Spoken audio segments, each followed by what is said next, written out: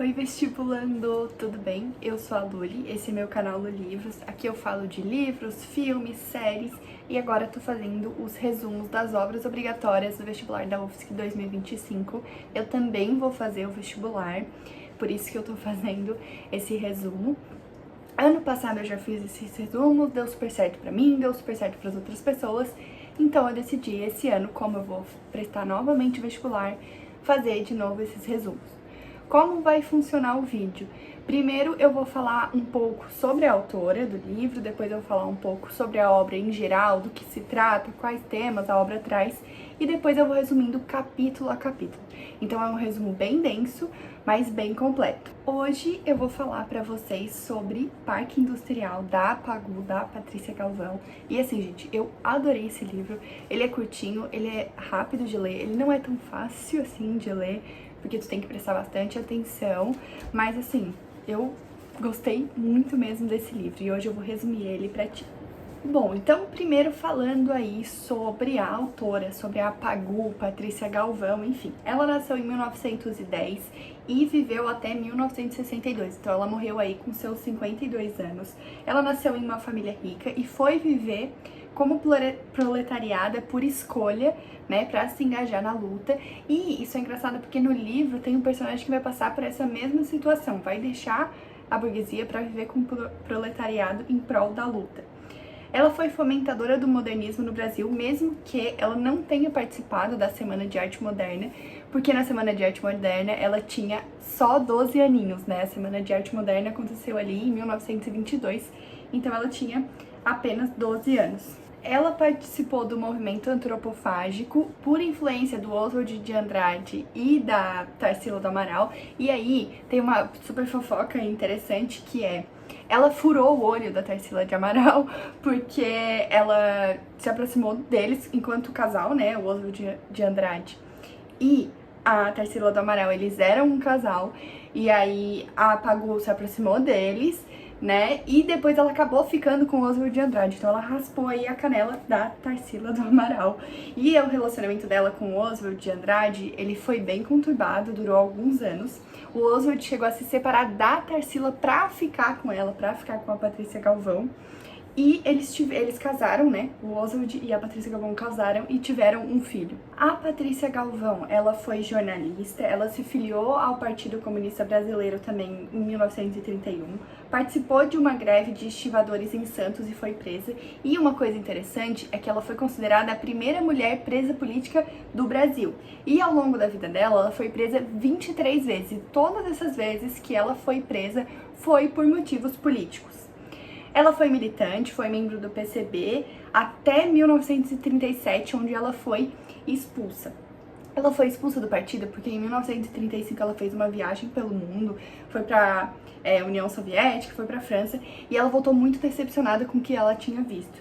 E aí quando ela voltou, ela meio que rejeitou ali o Partido Comunista e seguiu uma linha socialista trotskista. E a linha que o Partido Comunista seguia era lenista, e aí eles tiveram uma briga por causa disso e ela foi expulsa do partido. E de onde vem, né, esse apelido dela de Pagu? Esse apelido é por causa de um equívoco do poeta Raul Bopp. Ele escreveu um poema para ela que chama Coco de Pagu. Quando ele escreveu o poema, ele achou que o nome dela era Patrícia Goulart e não Patrícia Galvão. E aí Patrícia Goulart, juntando o início das duas, do nome com sobrenome, fica Pagu. E aí acabou ficando esse apelido. Eu vou deixar aqui na descrição um link do jornal USP que conta mais aí da história dela, se tu quiser se aprofundar, porque daí ali tem bem certinho como foi essa relação dela com o Partido Comunista Brasileiro, como foi que ela foi expulsa, com mais detalhes, mais aprofundado. Bom, agora então sobre a obra em si, né, o livro. O livro ele tem 16 capítulos e se tu tentou ler a obra, se tu leu a obra, tu deve ter percebido que os capítulos, eles têm várias cenas e são cenas rápidas, como se fossem flashes, como se fosse, tipo assim, cena de filme, assim. Essa é uma característica de estrutura da obra. Vão ter vários personagens, alguns vão aparecer, assim, muito esporadicamente, alguns vão aparecer uma vez e nunca mais vão aparecer, porque o verdadeiro personagem desse livro é o proletariado, é a luta, né? É o personagem principal desse livro. Parque Industrial vai se passar no Brás nos anos 30, que é quando a industrialização começa a ganhar força no Brasil. E, historicamente, o Brasil vai estar no período do final da República Velha e começo do governo Vargas, né? A Era Vargas durou aí 15 anos, então foi de 1930 a 1945. Então a gente vai pegar o início da Era Vargas. O livro, ele vai trazer temáticas aí com foco na classe operária, como eu já falei. Ele vai mostrar as condições precárias de trabalho, como a elite vê essa classe, né? O preconceito que eles têm com essa classe. Ele vai falar também um pouco da mulher no contexto proletariado, então ele também traz um pouco da questão da mulher. E assim como no livro Solitária, fazendo um paralelo, Parque Industrial também vai mostrar pra gente esse abismo social gigantesco entre classes, né? Então é mais um livro aí que mostra a diferença social que tem na nossa sociedade.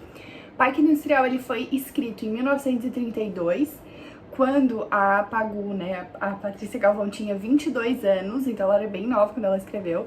O livro foi lançado pela primeira vez em 1933, e quando foi lançado, ela lançou com um pseudônimo que era Mara Lô. E o livro dela foi lançado ali em 1933, foi na segunda fase do modernismo no Brasil. O livro, em primeiro momento, quando ele saiu, né, ele desagradou um pouco aí pela denúncia que ele faz das condições precárias. E a gente vai perceber ao longo da obra que o livro ele é bem descritivo, porque ele quer te inserir naquele cenário, né? Ele ambienta muito as cenas, porque o verdadeiro, acho que assim, o foco principal do livro é te mostrar aquelas condições, é te mostrar aquele cenário. Então o livro ele fala muito mais sobre os ambientes em que se passam do que sobre as pessoas que ali estão. Deu pra entender? Bom, agora é sobre os personagens, né? Antes da gente entrar aí nos capítulos sobre os personagens. A gente vai ter a Otávia. A Otávia, ela é uma trabalhadora consciente, ela é engajada na luta e em certo momento da obra ela vai ficar com o Alfredo. O Alfredo, por vez, ele é um burguês, ele é militante, ele quer se engajar na luta operária e ele é casado com a Eleonora, que é uma outra personagem, só que ele não suporta ela e em certo momento da obra ele vai deixar a burguesia para se juntar ao proletariado, para se engajar na luta dos trabalhadores. Quando ele fizer isso, aí ele vai ficar com a Otávia, quando ele deixar de ser burguês. A Eleonora, por vez, ela vira burguesa por casamento, então ela vai pra burguesia porque ela casa com o Alfredo, ela é super interesseira e ela tem um caso com a Matilde, que é proletária. A Matilde, ela é proletária, ela tem um caso com a Eleonora e ela vira consciente no final do livro. Então, no começo do livro, ela é inconsciente da luta e no final do livro ela vai se engajar aí na luta. A gente vai ter também a Rosinha Lituana, que não é brasileira, né? Por isso o nome dela, por isso que chamam ela de Rosinha Lituana, que ela é da Lituânia. E ela também é engajada na luta, também é consciente. Em certo momento do livro, ela vai ser presa. Bom, a gente vai ter também o Pepe, que ele é um trabalhador, ele é apaixonado pela Otávia e ele é inconsciente da luta. E em certo momento do livro, ele vai delatar a Rosinha Lituana, que vai levar ela a ser presa. E aí a gente vai ter também a Corina. A Corina, ela é outra trabalhadora proletariada, ela é inconsciente, ela é alienada.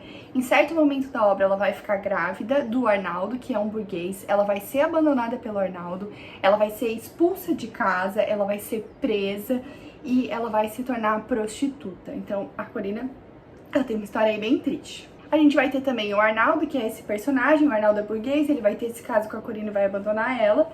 A gente vai ter também o Florino, que é o padrasto da Corina. Ele é bêbado, não trabalha e ele pega todo o dinheiro da Corina, todo o dinheiro que vem do esforço dela. A gente vai ter também a Ming, que ela é empregada do Alfredo e da Eleonora. Ela é chinesa e ela vai sofrer alguns abusos aí do Alfredo. Outra personagem é a Madame. Ela vai ser chefe da fábrica de tecelagem de costura, onde a Otávia, a Rosinha, a Matilde e a Corina vão trabalhar. E outro personagem que eu destaquei aqui também é o Alexandre. O Alexandre, ele é um militante negro, ele tem 2 filhos, que é o Carlos Marx e o Frederico Engels, e ele vai ser morto no comício do final do livro. Esses são os personagens que eu destaquei. Como eu falei antes, tem bastante personagem que aparece e tipo assim, não volta mais na obra ou aparece muito esporadicamente. Esses foram os que eu destaquei porque eles têm uma presença um pouco mais constante no livro. Bom, o livro vai começar com um prefácio. Esse prefácio, ele vai falar sobre a Patrícia Galvão e vai trazer aquelas informações que eu já falei pra vocês quando eu falei dela lá no começo. Mas só pra contextualizar vocês que o início do livro é esse prefácio que vai focar mais em contar a vida da autora e a relação dela com a militância e com o PCB e essas coisas que eu já contei pra vocês. Os capítulos não são numerados, mas eu vou chamar assim capítulo 1, 2, 3, pra vocês terem uma noção um pouco melhor. São 16 capítulos, então agora a gente vai entrar no primeiro capítulo, que se chama Teares. Esse capítulo vai começar com a ambientação da história, então a gente vai começar a entender o espaço. Então ele vai ambientar o cenário do Brás, vai falar pra gente que São Paulo é o maior parque industrial da América do Sul. E aí, nesse momento que estiver ambientando pra gente o Brás, vai mostrar uma frase que fala um pouco já sobre a desigualdade social, sobre esse contraste. A frase é: longa fila dos filhos naturais da sociedade. Naturais porque se distinguem dos outros que têm tido heranças fartas e comodidade de tudo na vida. E aí, já vai dar uma palhinha aí da crítica do livro, né, sobre desigualdade social. Vai estar falando das pessoas chegando para trabalhar, né, desses trabalhadores operários chegando no Brás. Eles vão estar se arrastando, com vontade de ficar para trás, aproveitando aquele restinho ali de liberdade. E aí, vai aparecer uma conversa entre duas meninas, que elas vão estar falando sobre namorar ou não namorar um trabalhador. E aí uma vai falar que só namora se for trabalhador, a outra vai falar que de pobre basta ela, e aí vai sair uma frase, né? Vai aparecer uma frase bem legal que é: vocês pensam que ricos namoram a gente a sério?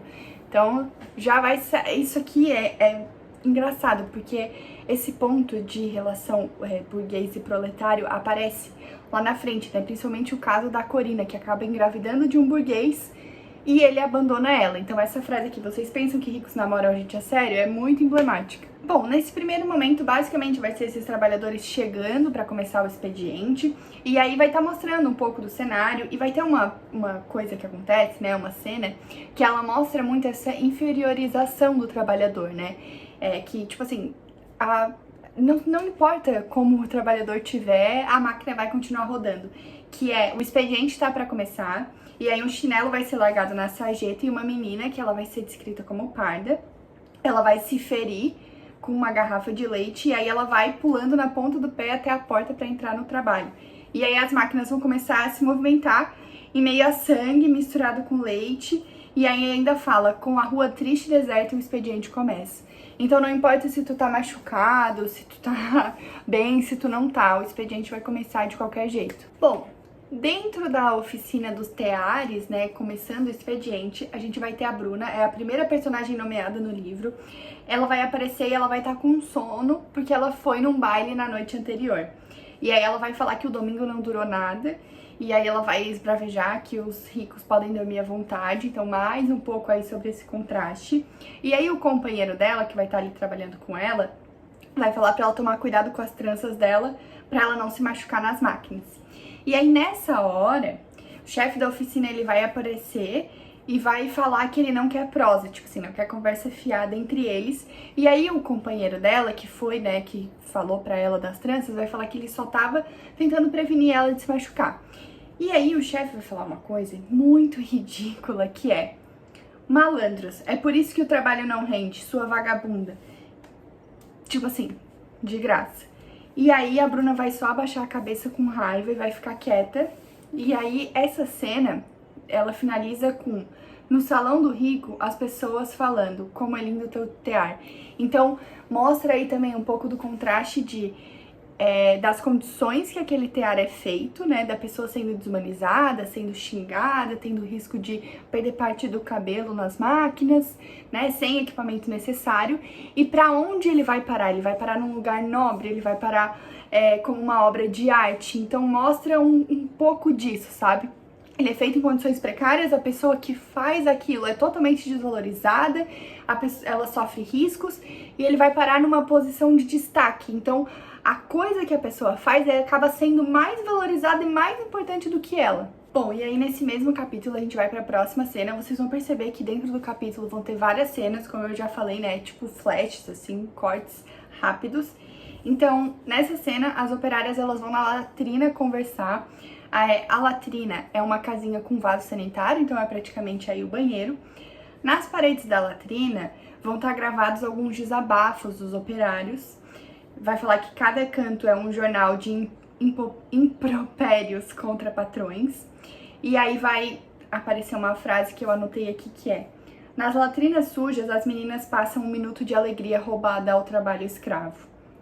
Então aí, mais uma vez, trazendo um pouco das condições delas. Bom, as meninas que forem ali no banheiro juntas, elas vão começar a conversar. E aí elas vão começar a conversa com: o chefe disse que agora só pode vir 2 em 2. Então mais um pouco, né, dessa desumanização dessas pessoas. E aí elas vão começar a conversar e comentar as coisas que tem escrita na parede. E aí uma vai perguntar: o que quer dizer a palavra fascismo? E a outra vai falar: é aquela coisa do Mussolini. E daí a outra vai falar: o Pedro disse que tem fascismo no Brasil também. E aí a outra vai rebater: é coisa do Mussolini. E aí elas vão encerrar falando que na saída elas vão perguntar pra alguém. E aí elas vão perceber que o tempo delas ali acabou e elas nem foram no banheiro. Então elas foram ali ter uns 2 minutos, assim, de paz pelo trabalho incessante, né? Pelo trabalho que, assim, não tem parada, não tem fim. A única parte que elas podem parar é pra ir no banheiro e ainda é contado e só pode ir de 2 em 2. E aí elas acabaram conversando e não fizeram xixi. E aí nessa hora 2 outras operárias vão bater na porta falando que agora é a vez delas. Então aí nessa cena a gente vai ver que realmente é bem precário o trabalho, assim. Até a hora delas irem no banheiro, fazerem necessidades básicas é cronometrada, né? É contada. Bom, então a gente vai pra próxima cena desse capítulo. Os proletários vão sair pro almoço apressados, procurando sombra. E aí vai ter um rapaz assustado, ele nunca tinha ouvido que ele é explorado. E aí a Rosinha Lituana, que é uma trabalhadora consciente, vai começar a explicar pra ele sobre a exploração, que as pessoas enriquecem a custas deles. E ela vai falar uma frase que eu até destaquei, que é: você não enxerga, não vê os automóveis dos que não trabalham e a nossa miséria? E aí o menino vai perguntar pra ela se ela quer que ele quebre os automóveis, né, do dono da fábrica. E aí ela vai falar que não, porque se ele fizer aquilo sozinho, ele vai ser preso. Mas que tem um partido que luta pelo direito dos trabalhadores, que é o Partido Comunista. Bom, e aí vai chegar a hora de sair da fábrica, o dono vai sair na limusine e os trabalhadores vão sair andando. A Rosinha vai sair aí com um bandinho de pessoas, entre essas pessoas vai estar a Matilde, e aí vai contar pra gente que a Matilde, ela é nova, ela começou na vida, tipo assim, de trabalhadora. E aí eles vão questionar por que a Matilde não entra pro sindicato. E ela vai falar que vai entrar na escola normal, que a mãe dela não quer mais que ela trabalhe. E aí essas pessoas que querem convencer ela a ir pro sindicato e tal vão falar: se você conhece o Miguete, o que ele mandar fazer eu faço. E aí vão começar a falar desse tal Miguete, e aí vão chamar ela pra ir na reunião que vai ter essa noite, para ela saber quem é o Miguete. Bom, a gente vai então pro segundo capítulo, que se chama Trabalhadores de Agulha. E aí a gente vai para outra ambientação, outro ambiente, que é a Rua Barão de Itapetinga, que é onde tem as lojas de roupas e as costureiras.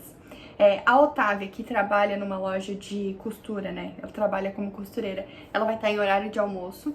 E aí ela vai encontrar a Rosinha. Elas vão estar num café, e aí a Rosinha vai falar que foi demitida da fábrica porque ela desmascarou o contramestre quando queria furar a greve. E aí ela ainda vai falar uma frase tipo: uns dias com fome, me chamou de criança industriada, filho da mãe. Então ela não só foi demitida, como ridicularizada. E aí ela vai falar pra Otávio que agora ela tá em outro emprego, ela tá na Ítalo. Outra empresa. Bom, o expediente das costureiras vai voltar, e aí nesse momento a obra vai citar pra gente pela primeira vez a Corina, que é uma costureira que trabalha com a Otávia, né? E eu destaquei porque ela é importante pra obra, ela vai voltar a aparecer. E aí vai falar que elas estão trabalhando num pijama pra uma mademoiselle, e a madame, que é a chefe da fábrica, tá falando que quer o pijama pra amanhã. E aí vai falar que a menina que atendeu o chamado, ela custa dizer que não é possível ficar pronto assim de um dia pro outro. E a chefe vai falar, vai empurrar ela, né? Porque assim, essa pessoa que quer o pijama pra amanhã vai fazer o pedido. A menina que atendeu o pedido, ela vai ficar meio sem graça ali de falar, tipo assim, não tem como fazer isso e tal. E aí a madame, que é a chefe, ela vai aparecer, vai empurrar essa menina pra dentro e vai falar: você pensa que eu vou desgostar mademoiselle por causa de umas preguiçosas? Hoje haverá serão até 1 hora. Serão é quando as pessoas ficam trabalhando, tipo assim, até bem tarde. Bom, quando ela falar que vai ter serão até tarde pra atender esse pedido do pijama, uma das costureiras vai falar que não pode, porque a mãe tá doente, ela tem que dar remédio pra mãe. E a chefe costureira vai falar: sua mãe não morre por esperar umas horas. E ainda vai falar que se ela sair por aquela porta, é definitivo. Então, mais uma denúncia aí das condições precárias que aquelas pessoas viviam. E aí as 6 costureiras, cada uma com o seu sonho, vão acabar se sujeitando. E uma delas ainda vai falar: depois dizem que não somos escravas. Bom, então no Largo da Sé vai ser uma confusão, os trabalhadores indo embora, aquele movimento, e aí vai ter uma frase que eu também destaquei aqui, que é: voltam cansadas para os seus tugúrios as multidões que manipulam o conforto dos ricos. Vai falar que eles vão voltar no Camarão Capitalista. O Camarão Capitalista, que eles chamam, foi o primeiro bonde elétrico fechado. E ele tinha esse apelido porque geralmente era pintado de vermelho. Então, no bonde abarrotado aí, vão voltar para casa os proletariados, dos mais explorados aos menos explorados, todos vão estar aí juntos no bonde. E ainda o livro vai falar pra gente que eles se dirigem para seus cortiços, é assim que ele vai descrever, na imensa cidade do proletariado, o Brás. O livro faz muita referência ao Brás, aonde ele é ambientado. E aí no bonde vai estar a Otávia, a Rosinha Lituana, a Corina, o Luiz e o Pepe. O Luiz e o Pepe, eles são caixeiros da camisaria da rua direita. O livro fala muito das ruas, tá? Ele ambienta muito o espaço ali. O livro vai falar isso só pra apresentar pra gente quem são essas pessoas, né? O Luiz e o Pepe. E aí no caminho cada um faz uma coisa. A Otávia lê, a Rosinha passeia os olhos pelo banco, a Corina descansa. E aí o Pepe vai chamar a Otávia pra ir numa falda. Uma falda é um teatro localizado no Brás, que também exibia filmes. E aí a Otávia vai falar que não pode porque tem que trabalhar, porque elas vão fazer serão, né? E então já mostra um pouco aí do Pepe ser, tipo, meio apaixonado pela Otávia. Bom, então vai ter uma cena em que a Corina chega em casa, e aí quando ela chega em casa, a mãe dela vai perguntar sobre dinheiro, ela vai falar pra mãe dela que gastou, e aí a mãe dela vai falar: Florino te pega. E aí a Corina vai falar que ela tá cansada de trabalhar pra um pau d'água que nem é pai dela. E aí o Florino vai chegar bêbado e vai agarrar a mãe da Corina pelo pescoço.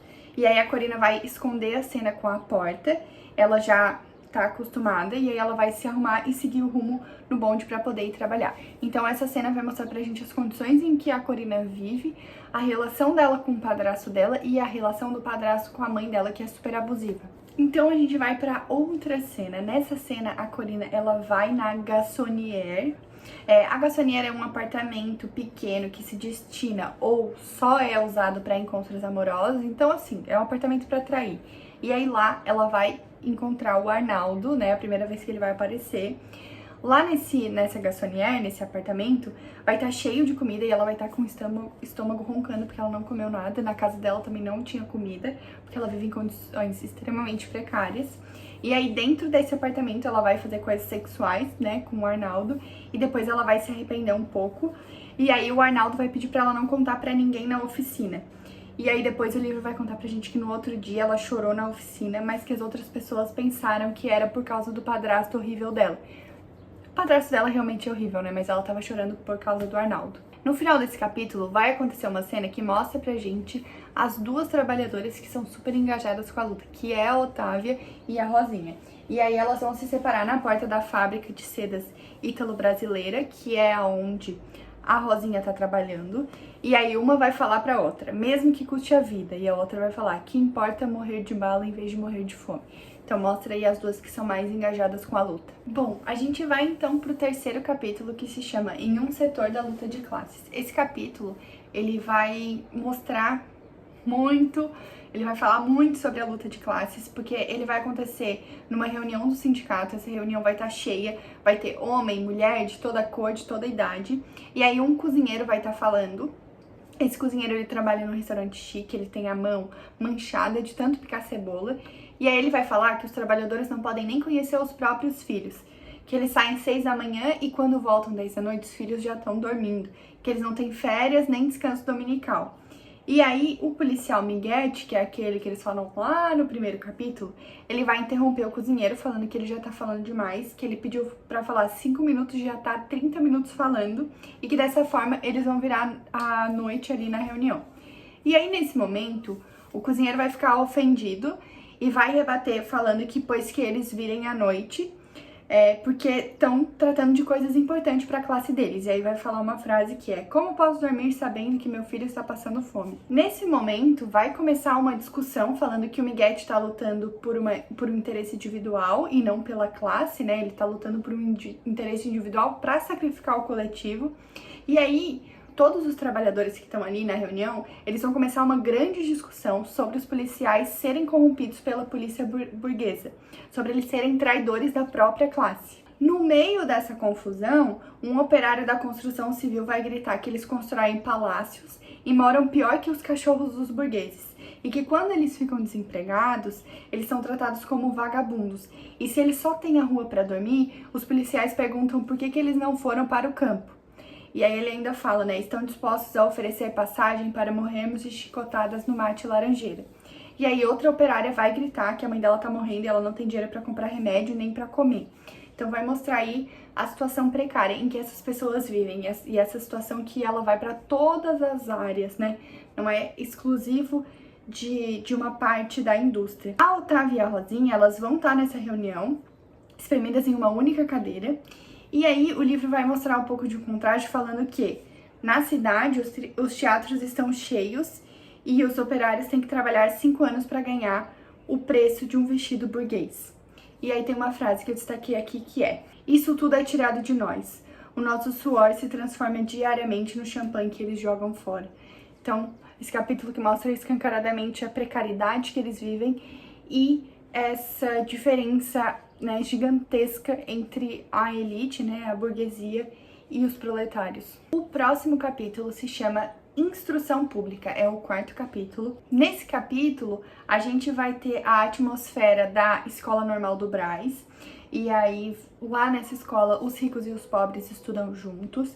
A Matilde vai pagar sorvete para todas as meninas, elas vão estar ali fofocando, falando de outra e tal. E aí, nesse momento, o livro vai dar a entender pra gente que a escola é só pra mulheres, né? Que homens não podem entrar, porque ele fala que na esquina estacionam os bigodes, não podem entrar na escola porque o diretor não quer estragar o nome da escola com um escândalo de pares amorosos. Bom, e aí a gente vai ter uma cena da Eleonora beijando a Matilde como homem, né? As duas estudam aí na escola normal juntas.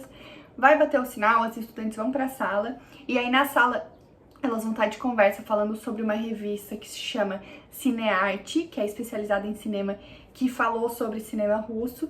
E aí vai surgir uma pergunta, né, falando tipo, se uma sabe o que é comunismo. E a Eleonora, desinteressada, vai falar, não sei, nem quero saber. Então aí já vai mostrar um pouco da característica dela, né, da vontade de migrar de classe e da despreocupação com a própria classe dela. E aí vão perguntar pra ela se ela vai casar mesmo, e ela vai falar que no dia da formatura dela, ela vai casar. Bom, então depois da aula, as meninas, elas vão na confeitaria, e aí lá na confeitaria o Alfredo, que é o noivo rico da Eleonora, ele vai pagar, é a primeira aparição dele. Depois, ele com seu carrão vai sair junto com a Eleonora. Nesse momento, eles vão passar por uma multidão esfomeada fazendo um protesto. E aí o livro vai falar pra gente que são os desempregados que em todas as ruas do mundo capitalista se manifestam. Eles vão chegar até uma casinha feia e a Eleonora vai perguntar por que ela levou ali. E aí vai falar pra gente que a Eleonora, ela não quer, né, perder a virgindade, porque ela acha que se ela perder a virgindade pra ele antes do casamento, ele não vai casar com ela. Então, como ela quer casar com ele, o interesse dela é casar com ele para atingir uma classe maior, ela não quer, né, que seja só relação sexual. Bom, vai ter um corte aí nessa cena e aí vai para outra cena que vai dar a entender pra gente que a Eleonora perdeu a virgindade, que ela foi estuprada, na verdade, porque o Alfredo vai perguntar, choras? E ela vai falar que não, ele vai falar, vai te casar com um homem rico. só que ela não acredita em mais nada, então ela vai estar ali meio desolada. Depois ele vai pro apartamento rico, né, o apartamento caro dele, e ela vai pro apartamento dela simples. O livro vai contar pra gente que os pais dela são pessoas simples, mas que eles não são pobres. E numa hora, inclusive, vai falar que uma preta ajuda no serviço da casa. Então, ela tem até empregada doméstica. Então, ela não é tão pobre quanto as outras pessoas que ela convive ali. Mas ela também não pertence a essa burguesia aí super rica. Vai ser aniversário da Eleonora e aí vai ter um pessoal lá na casa dela. Enfim, ela vai dormir pensando que tá tudo certo, que o Alfredo, ela não vai pegar mais, né, tipo assim, não vai mais conseguir casar com ele, porque como ela perdeu a virgindade pra ele, ele não vai mais querer.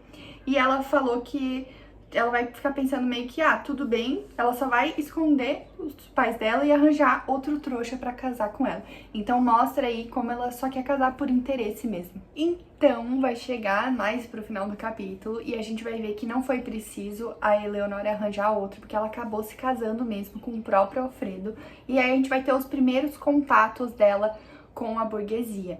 Eles vão estar numa festa, a Eleonora vai estar vislumbrada ali com o que ela tá vendo. O Alfredo vai querer ir embora e a Eleonora, tendo o primeiro contato ali com aquela situação que ela está deslumbrada, ela não vai querer, e aí eles vão começar uma discussão. O Alfredo vai falar que ele abomina aquela gente, aqueles parasitas, e que ele é um deles. Então já mostra um pouco do interesse dele aí pela luta.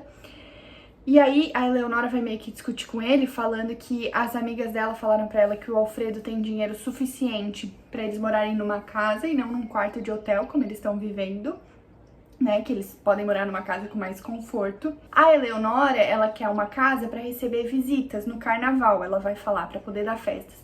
E aí o Alfredo vai falar que no carnaval eles vão pro Brás. E aí a Eleonora vai falar, pro Brás eu não volto, porque foi de lá que ela veio.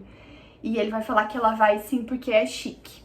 Então a gente vai ter aí um pouco mais da caracterização desses dois personagens, né? Mostrando a Eleonora cuspindo no prato que comeu, falando que não volta no Brás e tal, e querendo cada vez mais seduzida aí pela burguesia, e o Alfredo simpatizando cada vez mais com a luta de classes. Bom, e aí isso leva a gente pro capítulo 5, que chama Ópio de Cor. Esse capítulo vai ser carnaval, vai ter descrição de toda a atmosfera aí do carnaval do Brás, vai falar que os proletários pintam o rosto de vermelho, conversa sobre lança-perfume, tem serpentina, bem vibes aí de carnaval. A Eleonora, assim como as outras pessoas da burguesia, vai passar de carro pelo carnaval do Brás. Na verdade, ela queria estar no hotel Esplanada, que é onde ela tá vivendo, né? Então mostra aí essa repulsão dela pelo Brás e a espetacularização dos ricos, né? Pelo carnaval do Brás dos pobres. E, inclusive vai falar uma frase que é: a burguesia procura no Brás carne seca e nova. E aí no meio da festa vai ter uma briga, vai ter um grito, vai ter uma facada, mas mesmo assim o carnaval vai continuar. Vai abafar e vai enganar a revolta dos explorados, dos miseráveis que gastam os últimos réis no último copo. Bom, na Rua Bresser vai ter ainda uma bagunça de carnaval, e aí nesse momento o livro vai descrever pra gente algumas coisas como se fosse o final, assim, da festa. Vai ter gente catando confete, palhacinho que mal anda brincando com urina. E aí a Corina vai estar conversando com uma pessoa num carro que tá parado. Não fala pra gente quem é, mas a gente entende que é o Arnaldo. Ele vai estar falando que não pode, a gente não sabe o que ela perguntou, mas provavelmente é pra eles estarem juntos. Ele vai falar que não pode porque tem que ir pra um hotel de luxo e diz que não pode levar ela. E combina quarta-feira no mesmo local de encontrar ela, né? Então ele vai estar falando aí que não pode encontrar ela agora, porque ele tem que ir pra um hotel de luxo e não pode levar ela. Então já dá a entender que essa relação dele com ela é tipo assim, não é nada amorosa, não é nada sério, né? Ele só quer a parte carnal mesmo. E vai combinar com ela quarta-feira no mesmo local e vai dar dinheiro pra ela. Nesse momento, as pessoas em volta, os fofoqueiros, vão começar a falar dela, vão falar que ela engordou e tal, e aí ela vai embora arrastando o tamanco sem olhar pra trás. Bom, e aí em outra rua, que o livro vai falar pra gente que é na Rua João Boemer, vai estar em clima de carnaval, o Pepe, que é aquele personagem que já apareceu, vai estar dando em cima da Otávia. A Otávia vai falar que não pode se desviar da luta pra brincar no carnaval. Então, nesse capítulo, o livro vai trazer muito isso. Vai tratar o carnaval como se fosse meio que um pão e circo, assim, pra desviar as pessoas da luta. E aí o Pepe vai falar pra eles se casarem, a Otávia vai falar que o padre nunca vai casar ela, que ela vai ser do homem que o corpo dela reclamar. um pouco da questão da mulher. E aí o Pepe vai sair bravo, vai xingar ela, vai chamar ela de puta e vai até um boteco tomar uma bebida aí. Lá nesse boteco, enquanto ele estiver se embebedando, ele vai começar a pensar em religião, ele vai começar a se sentir inútil, pensando pra que serve Deus, e vai entrar aí num limbo e tal. Ele vai sair super transtornado, quase sem pagar. E aí na saída, vai passar um carro cheio de moços com um chofer. E aí esse carro, que dá a entender, né, que é um carro de pessoas ricas, eles vão olhar pra ele e aí vão falar uma frase que é: olha aquele jockey porre, vamos levá-lo. Então olha ele bêbado, transtornado, caindo, levam ele é colocado à força no carro e aí depois só vai aparecer a frase: a polícia recolheu ontem um homem machucado e despido da sua fantasia numa sarjeta do Jardim América. Parece que se trata de alguém que se entregou à prática de atos imorais. Nessa parte do livro, a gente vai entender mais um pouco sobre como essas pessoas de maior poder aquisitivo, elas se sentem elas se sentem superiores mesmo, né? Se sentem no direito de violar, de machucar uma pessoa que é mais pobre por ela ser mais pobre, né? Uma pessoa mais pobre e vulnerável.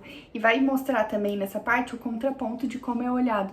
Porque aparece a frase como se a culpa pelo Pepe tá na sarjeta, despido, machucado, é só por ele ter se entregado a atos imorais. Então, como se ele tivesse escolhido aquilo sozinho, sendo que ele sofreu uma agressão. Bom, e aí vai ter um corte na cena e a gente vai pra outra cena. Nessa cena, vai revelar pra gente que a Corina tá grávida. Ela vai estar em uma reflexão de pensamento sobre a cor dela. Ela vai estar se perguntando por que ela nasceu mulata, vai falar que o diabo é a cor, por que essa diferença das outras. E aí ela vai começar a pensar na criança dela de uma forma positiva, porque ela tá grávida do Arnaldo, então ela vai começar a pensar nessa criança como uma forma dela sair daquela vida, né, como uma ligação dela aí com o Arnaldo. E aí vai ter burburinho e fofoca, né, vai estar rolando, falando que o filho dela vai morar em palácio, e as pessoas perguntando será que ela vai levar a mãe dela e o Florino e tal. O Florino vai chegar bêbado em casa, como sempre, ele não vai entender, né, a gravidez da Corina, e aí fala que a bengala canta, então dá a entender que ele acaba, que tem uma confusão ali, que ele acaba agredindo ela. E aí a Corina vai sair de casa nesse momento, ela vai ser expulsa. Na rua, quando ela sair, as pessoas vão começar a chamar ela de puta, vão apontar pro tamanho da barriga dela. É uma cena, assim, horrível mesmo. E aí ela vai passar a noite vagando sem rumo.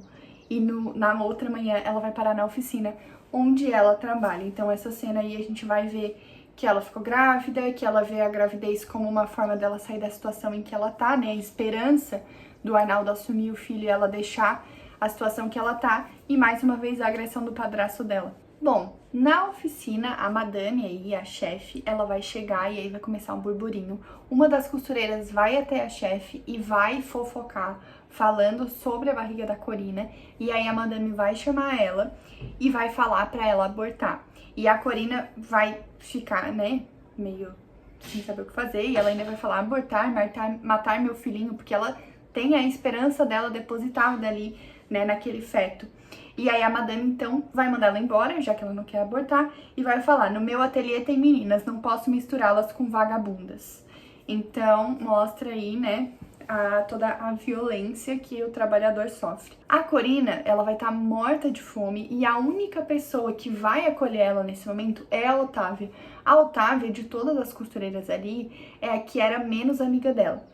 E é a única que vai acolher. Todas as outras que eram mais próximas dela vão acabar virando a cara pra ela por ela estar grávida. E aí, a Otávia vai falar pra ela que ela pode ficar, que a Corina, né, pode ficar na casa dela até ela achar um emprego ou até a criança nascer. E a Corina vai perguntar se ficando na casa dela ela pode ver o Arnaldo. E aí a Otávia vai perguntar pra ela se ela não percebe que o Arnaldo só quer brincar com ela, ele não quer nada sério. Uma hora ele vai descansar e ele vai abandonar, vai deixar ela. E aí a Corina vai falar pra ela que eles estão noivos, e a Otávia diz que ele não se casaria com alguém fora da classe deles, que ele pega justamente essas meninas que são mais inocentes e iludidas e que desconhecem o abismo que separa eles, né? Então ele acaba pegando essas meninas mais vulneráveis, assim, pra iludir elas e ter o que ele quer, que é a parte carnal. Bom, elas vão então chegar na casa da Otávia, a Rosinha vai estar lá, e aí a Rosinha vai falar que achou um emprego pra Otávia, que finalmente a Otávia pode sair, né, da oficina, que a oficina, né, de tantos lugares, a oficina é muito cruel, e isso a gente já vê, né, pelo jeito que a madame trata elas. E aí elas vão jantar, a Otávia vai falar pra Corina comer e alimentar o filho dela, né, porque o filho dela precisa nascer forte, vai ser mais um pra trabalhar. E aí, nesse momento, elas vão sair de casa, a Rosinha vai sair na rua com outros operários pra ir pra reunião, que, né, pra trabalhar para um mundo melhor. Essa é a frase que o livro vai falar nessa hora. E a Corina vai sair a encontro do amante, né, ao encontro do Arnaldo. Bom, e aí no final desse capítulo, a gente vai ter o encontro da Corina com o Arnaldo. Ela vai falar que tá grávida, que foi expulsa de casa, que tá sem emprego. Ele vai falar que não quer nada com ela, vai jogar dinheiro nela e vai abandonar. E aí nesse momento ela vai ficar sem chão, vai ficar desolada, ela vai começar a pensar em se matar, ela vai começar a lembrar de uma colega dela que cometeu suicídio, vai começar a ponderar, mas ela vai acabar desistindo. E aí, nesse momento que ela vai estar meio desnorteada andando pela rua, ela vai encontrar um grupo de 3 homens e uma mulher se divertindo. Eles vão chamar ela, e aí ela vai com eles, bebe, fuma e tal. Depois essas pessoas vão largar ela em um bordel no Brás. E aí vai ter uma frase, vestida assim ninguém te quer. E aí ela vai começar a se lembrar que junto com as costureiras, ela coaçava das mulheres que ficavam nas vitrines da rua Ipiranga. E aí, no final, vai falar que mesmo chorando, ela faz assim como as outras.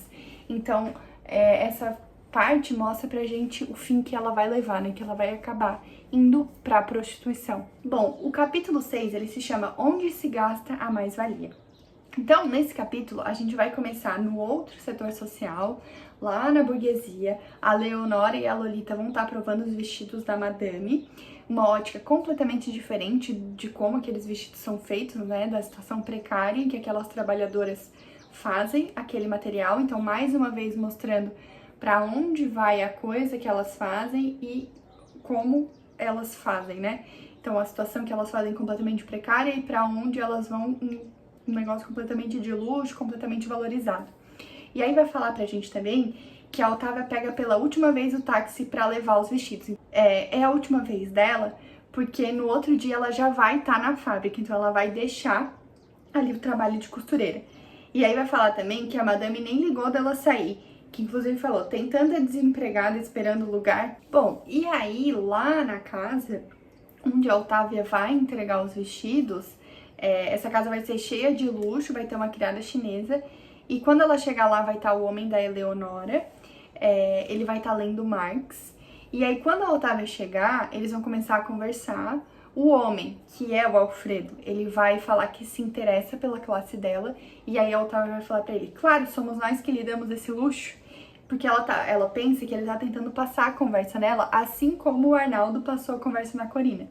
Só que ele tá realmente interessado em saber sobre a classe dela, né? Ele quer conversar com ela sobre isso. E aí ele vai falar que o conforto pesa pra ele. E aí, nesse momento, a Otávia vai embora, né? Só pra falar, a Otávia foi deixar os vestidos que a Eleonora escolheu lá quando ela tava provando no começo do capítulo. E aí, em outra cena, né, depois de compras, a Lolita e a Eleonora vão se divertir embriagadas. E aí vai falar, a burguesia se diverte. Então, mais uma vez, mostrando aí o contraste social em que vivia, né? Enquanto uns se matavam de trabalhar o dia inteiro, outros se divertiam, provavam vestidos, se embebedavam. Gente, me teletransportei aqui, tô com um ajudante, ó, pra vocês verem o meu ajudante. Mas o vídeo continua normal. Então, a gente vai pro capítulo 7, que ele se chama Mulher da Vida. Esse capítulo 7, ele vai descrever pra gente a Rua das Mulheres Alegres, que é a rua onde tem os prostíbulos, né, os puteiros. E aí vai começar a descrever o prostíbulo onde a Corina tá. Vai ter toda a ambientação do local, vai falar que tem homem esperando a vez deles, né, de serem atendidos enquanto jogam. Vai falar que é um quarto único, dividido com as camas divididas apenas por tabiques. É tipo uma parede, assim, bem fininha, sabe? Então, é um único cômodo, só com uma divisão bem fininha, então dá pra ouvir tudo o que acontece em todo o cômodo. Bom, nesse ambiente aí, nesse prostíbulo, vai ter uma corcunda aleijada. E aí vão começar a falar que ela tá doente e tal, e ela vai falar que não, que ela quer mais cliente por conta, né, do dinheiro. E vai falar que ela não tá doente, todas estão. Então vai começar a ambientar, a falar pra gente aquelas pessoas ali, né, a situação que elas vivem, o que elas se submetem por dinheiro. E aí lá no prostíbulo, a Corina vai estar lá, ela já vai estar com o corpo deformado, né, por causa da gravidez, então a barriga dela já vai estar grande, ela já vai estar um pouco inchada, enfim, características de quando a pessoa fica grávida. E aí, um moço que tá lá com ela, que ela tá atendendo o cara, ele vai falar, você de barriga me amolece. E aí ela vai abrir a porta, pronta pra outro, e aí ela vai estar pensando que mais um e ela vai conseguir comprar o berço do filho. Então ela tá fazendo aquilo, né, ela tá naquela situação pra conseguir dinheiro, pra conseguir ter o filho dela, pra conseguir sustentar aquela criança. Bom, do lado de fora do prostíbulo vai ter alguns soldados ali, vai discutindo, e aí vai falar que a Rua Cruz Branca continua desafogando a seiva do Brás. E também vai aparecer uma frase que é, operário nem sexo pode ter, em referência ali aos soldados que estão ali discutindo, enfim. E em outra cena, outra ambientação, em um boteco, vai ter um diálogo das pessoas que vivem aquela vida ali, né, aquela vida de prostituta e tal. Esse diálogo, ele é importante porque ele vai trazer, ou vai mostrar muito bem como que aquelas pessoas se sentem, por que aquelas pessoas fazem aquilo. Então, uma das meninas vai falar, se eu pudesse sair dessa vida. E a outra vai falar, trouxa, as ricas são piores que nós, não escondemos, e é por necessidade. Então, isso é referência a sexo, né? Os ricos também fazem sexo, mas quem são condenados por fazer são os pobres, e ainda mais quem faz isso por dinheiro. E aí depois a outra vai falar, se eu tivesse emprego não estava aqui, doente desse jeito. Então falando em como essa vida acaba deixando elas doentes, né? Tudo o que elas se sujeitam, toda a violência que elas acabam sofrendo aí. E aí a última frase que vai aparecer nessa cena, ela é bem característica, que é a dor do pobre é o dinheiro. Então esse diálogo, ele mostra aí escancaradamente, né, a situação que essas pessoas vivem. E então a gente vai pro capítulo 8. O capítulo 8, ele se chama Casas de Parir. É onde a Corina vai ter o filho dela. Então esse capítulo vai começar com a ambulância indo até a maternidade. E aí vai falar que na maternidade, as que pagam ficam perto dos bebês, né, que acabaram de nascer. E as indigentes são separadas dos seus filhos, preparando já aí pra vida em que a necessidade de trabalhar vai separar os dois. A Corina vai chegar lá com muita dor e a enfermeira vai perguntar pra ela o sobrenome dela, né, quando estiver fazendo ali a ficha dela, e a Corina vai falar que não tem sobrenome. E aí a enfermeira vai falar uma frase que é, engraçado que a maioria de vocês indigentes não tem sobrenome. Então, mostra mais um pouco aí a característica dessas pessoas. Então vai ter um diálogo entre a enfermeira e a Corina, e aí a enfermeira vai perguntar se é a primeira criança dela, a Corina vai falar que sim. Vai falar que ela tá cansada, e a enfermeira vai falar que esse cansaço vai passar, que ela vai ter um filho lindo e tal. E aí a Corina vai se lamentar, vai falar, tipo assim, a enfermeira vai falar, ai, lindo, e a Corina vai ficar tipo, ah, mas sem pai. E a enfermeira vai falar, mas a mãe vai amar pelos dois. E aí a Corina vai estar ali naquela parte de contração, de ter o filho, ela vai estar sentindo muita dor, e aí nesse momento ela vai gritar, Arnaldo, e a enfermeira vai perguntar se esse vai ser o nome da criança, e a Corina vai falar que sim. Bom, e aí ali na hora do parto e tal, a Corina vai sofrer muito. E ela vai falar que ela só queria a mãe dela ali pra fazer carinho nela, vai inclusive pedir pra enfermeira ficar perto dela. Quando a criança vai nascer um monstro, né? Eles vão descrever no livro como um monstro horrível, sem pele. E aí as enfermeiras, né, inclusive vão falar que ele nasce vivo, mas nasce em carne viva, assim, a criança. E vão falar que essa mulher está podre, se referindo à Corina. Bom, e aí vai pra outra cena. Essa cena, ela vai retratar muito a diferença de classes e a diferença de como a classe mais alta enxerga a classe mais baixa e principalmente a obrigatoriedade de ter um filho. Então, são duas pessoas não identificadas. Pelo teor da conversa, dá a entender pra gente que eles são ricos e que é o médico que acompanhou lá o parto, que viu a criança da Corina nascer. E aí, tem algumas frases que eu destaquei que eles vão falar nesse momento, que é aquela mulata indigente que matou o filho. Estúpida, só pra não ter o trabalho de criar, tomara que morra na cadeia. E aí eles vão começar a falar que a Corina matou de propósito o filho dela, né? Que ela fez aquilo de propósito pra criança morrer e ela não ter o trabalho de cuidar. E aí vai aparecer uma frase, deixa, querida, vê nosso bebezinho gordinho, que maravilha. E aí eles vão começar a falar do bebê deles, vão começar a falar, eu vou dar pra ele todos os meus brinquedos, você deveria comprar aquele carro alto, é o último tipo de Nova York, pra ele poder passear no parque das avenidas com a nurse, né, chamando a enfermeira aí. em inglês. Então, é um retrato muito escancarado, né, de como nascem os filhos dos ricos e os filhos dos pobres. E aí, a Corina, ela vai ser presa por conta de ter matado de propósito a criança. Então, vai ter uma cena dela chegando na prisão. E aí vai ter a ambientação do lugar super sujo, precário, sem nenhum tipo de cuidado. E quando ela chegar lá, ela vai estar conversando com as outras detentas e elas querem saber por que ela entrou lá. E aí a Corina diz que ela matou o filho. Aí as outras presas vão contar por que elas entraram. Uma vai falar que entrou porque tava com fome e roubou, a outra vai falar que matou o freguês que queria roubar ela. E aí vai falar uma frase que é: todos nós estamos aqui por causa de dinheiro, menos essa porcalhona que matou o filho. Só que elas mal sabem que a Corina também tá lá por causa de dinheiro, porque ela fez aquilo, ela teve aquele excesso de relações, né, aquela violência, assim, por causa de dinheiro, pra ela ganhar dinheiro. Então o filho dela acabou morrendo, né, ela não matou o filho dela acabou morrendo pela necessidade dela de conseguir dinheiro. Por isso que ela fez aquelas relações, por isso que ela teve todo aquele excesso que veio a fazer a criança nascer aí sem pele, com uma má formação. Bom, e aí esse momento vai ser um momento em que a Corina vai estar muito vulnerável. Vão começar a perguntar pra ela se ela tinha um homem, ela vai falar que tinha. E aí ela vai começar a pensar no Arnaldo, daí ela vai chorar, vai pensar que, tipo, se ele quisesse, ela perdoaria ele, ficaria com ele. E aí a Corina vai começar a falar para as presas lá não chegarem perto, que ela passa doença, que a buceta dela é um buraco e tal. E aí outra detenta vai falar: eu também estou podre. E aí, enfim, ali junto com aquelas detentas, elas vão comer. E o capítulo finaliza com uma frase falando, tipo assim, a Corina é tão bonita e ela vai envelhecer sozinha na prisão. Agora a gente vai pro capítulo 9, que chama Um Burguês Oscila. Na primeira cena desse capítulo, vai contar pra gente que a Otávia e a Rosinha, elas estão morando juntas e que elas são vizinhas da Matilde. Vai falar sobre a Matilde, que ela mora ali com a mãe dela, que a mãe dela tá em decadência. E aí vai ter uma euforia na rua, porque vai chegar um carro de luxo. E quem vai sair de dentro desse carro de luxo é a Eleonora, aquela que casou com o Alfredo e agora é burguesa e tal, e que na época lá da escola ficava com a Matilde.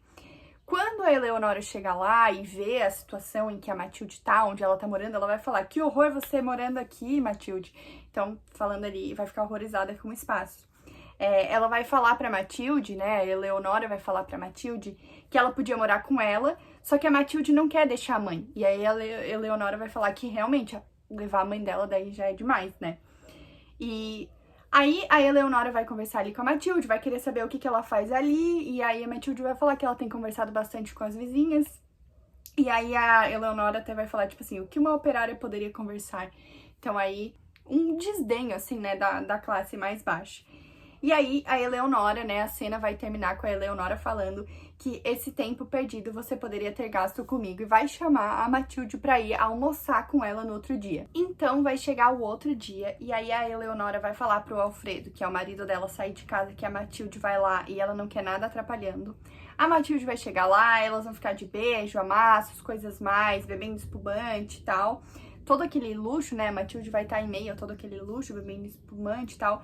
Só que a Matilde, ela realmente gosta da Eleonora. Nessa cena a gente começa a perceber. A Eleonora, ela só quer a parte carnal ali. E a Matilde, ela tem um apreço maior pela Eleonora. O Alfredo vai chegar e a Eleonora vai falar pra ele levar a Matilde, só que a Matilde vai preferir ir sozinha pra casa. A Matilde vai embora, então, com a carteira dela cheia de dinheiro.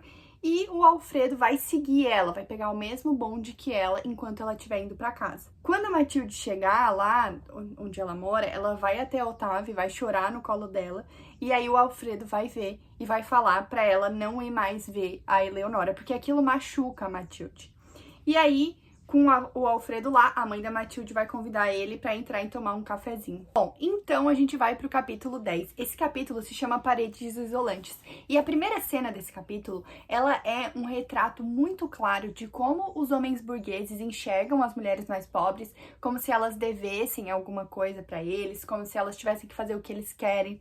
E traz também um pouco sobre essa impunidade criminal, esse abuso de poder dos ricos e tal, o rico pode fazer tudo, né? Essa diferença aí da própria justiça e da própria polícia, essa diferença de tratamento das classes. Então, a cena vai começar num clube de alta, vai ter homens ricos ali conversando. E no início da cena, o narrador vai contar pra gente sobre a crise, vai falar que o Brasil tá em crise. E aí os ricos vão estar ali conversando, vão estar falando que o Brasil é uma terra miserável, que não tem mais onde gastar. E aí eles vão começar a falar de sexo. Daí vão falar que esse mês não deram nem uma trombada, vão falar que as meninas são todas umas bestas, que não há mais donzela. E aí, um desses ricos vai falar que eles aprontaram, que eles saíram com duas meninas que não queriam nada, e daí na noite eles assaltaram a casa dela e ele dá a entender que ele estuprou a menina, porque ele fala virgenzinha em folha.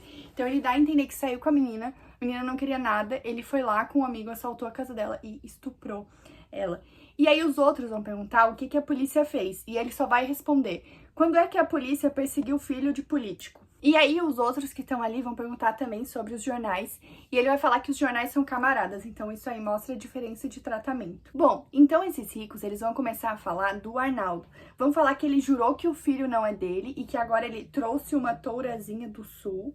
E aí vão perguntar da crioula, que no caso é a Corina, né, que antes estava com ele. Vão falar que ela tá presa, que ela tá na cadeia. Então, isso aí mostra também que eles eram amigos do Arnaldo e que o Arnaldo já tá em outra, né? Já achou outra mulher pra ele manipular, pra ter o que ele quer. Então, a gente vai pra outra cena nesse mesmo capítulo. Essa cena vai começar a narração falando pra gente de mulheres. Vai falar que as grandes fazendas paulistas têm sempre éguas de velho pedigree à vontade. Então, vai fazer um comparativo aí de mulher e égua. E aí, vai falar da diversidade loira, morena, casada, divorciada, com sífilis, enfim, né? Fazendo um contraponto aí com a cena anterior, que os homens estão falando que não existe mais mulher, que não tem mais nenhuma donzela. E aí, o Alfredo, ele vai começar a se sentir agonizado e inútil naquela pobre riqueza agonizante. Então, ele vai começar a se incomodar com essa diferença. Ele vai entrar num bar para beber e o livro vai falar pra gente que tá quase vazio o bar. Então, eu imagino que seja um retrato aí da crise que o livro cita antes. Quando ele estiver lá no bar, vão entrar mulheres burguesas feministas. E aí, nesse momento, a gente vai ver uma crítica muito presente do livro sobre o que como um feminismo sem recorte de classe, né, um feminismo sem luta de classes não funciona. Então, essas mulheres vão entrar e elas vão começar a falar várias atrocidades. Uma vai falar que a criada dela atrasou e deu a desculpa de gravidez e tontura e o banho dela esfriou demais. Só que ela já tá na rua.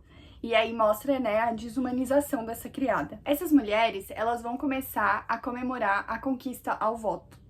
E aí, uma delas vai perguntar sobre as operárias e vai aparecer uma frase que é: essas são analfabetas, excluídas por natureza. Então, essa parte é uma grande crítica ao feminismo burguês, né? Que enquanto as mulheres burguesas estão ali comemorando a conquista de poder votar e tal, as mulheres proletárias, elas estão tendo que dar a vida para ganhar dinheiro. Elas estão ficando grávidas e estão tendo a criança nascendo com deformação, porque elas estão tendo que se prostituir para ganhar dinheiro. Então mostra essa diferença e essa despreocupação das feministas burguesas com as operárias. Bom, e aí o Alfredo, depois de ouvir tudo isso, né, de ver toda aquela cena ali das mulheres burguesas, ele vai pagar e vai sair do bar.